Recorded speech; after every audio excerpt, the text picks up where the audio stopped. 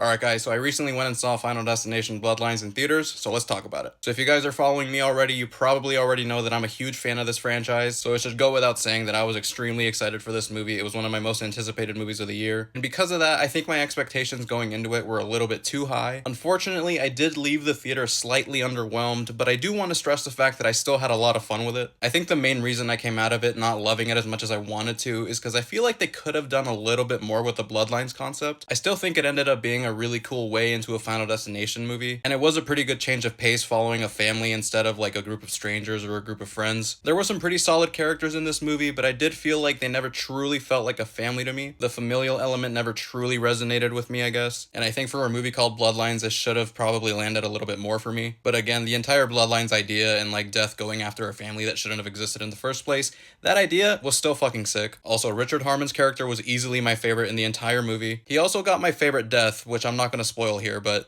just watch out for it. Speaking of the deaths though, none of them really stood out to me that much in this movie. As I said, Richard Harmon's character's death is probably the best by far, and it's really the only one that I would personally consider as like a new iconic Final Destination death contender. The way it was done was just fucking fantastic. And the other deaths were pretty good too, but my only issue with them was that it seems like they over-relied on CGI, which obviously these movies have done in the past, but for whatever reason in this movie they felt a little more jarring. So that did take me out of the deaths every now and then. But I will say, the tower premonition in this movie was fucking incredible and probably one of the best premonitions in the entire franchise. The way that entire opening scene was executed was just impeccable, perfect, no notes, so fucking good. However, I do wish that the rest of the movie kind of carried that same energy throughout. I did also feel like the humor in this movie was a little bit hit or miss for me, and I mean, I don't mind humor in these movies that much at all because, I mean, they're not meant to be taken that seriously to begin with. Final Destination 2 is still my favorite in the franchise, and that movie is probably one of the funniest in my opinion. But what I like about that movie is that the humor is more like interwoven into the story, whereas in this movie it did feel like they were kind of like telling you like joke,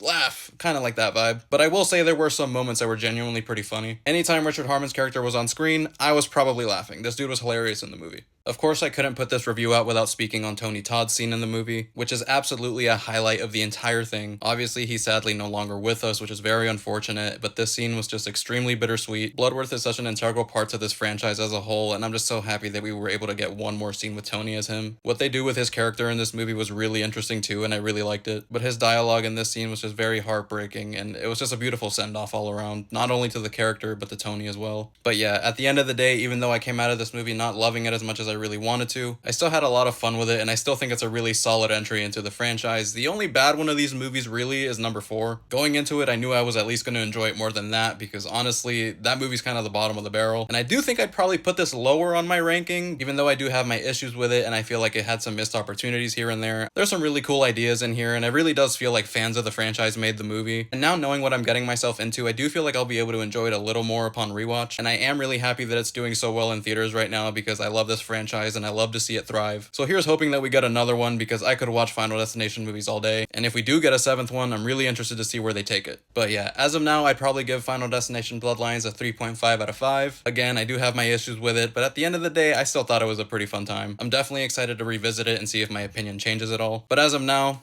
that's where I'm at. But definitely let me know what you guys thought of Final Destination Bloodlines in the comments. Where does it fall on your ranking of the franchise? And how do you guys feel? Do you want another one?